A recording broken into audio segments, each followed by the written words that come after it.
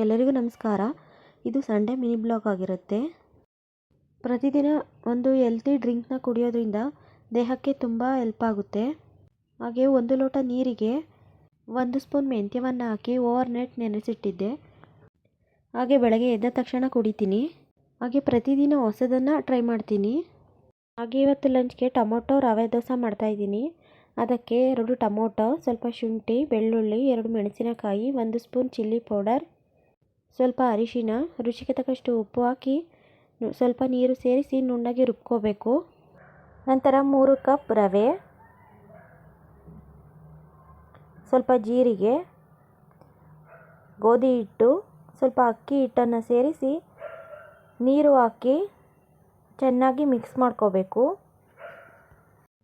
ಇಲ್ಲ ಅಂತಂದರೆ ಮಿಕ್ಸಿ ಜಾರಿಗೆ ಹಾಕಿ 1 ರೌಂಡ್ ರುಬ್ಕೊಂಡ್ರೂ ಆಗುತ್ತೆ. ನಂತರ ಈ ರೀತಿ ರೆಡಿಯಾಗಿರುತ್ತೆ. ತವಾ ಕಾದ ನಂತರ ದೋಸೆ ಹಾಕಿದರೆ ರುಚಿಯಾದ ಟೊಮೊಟೊ ದೋಸೆ ರೆಡಿಯಾಗುತ್ತದೆ.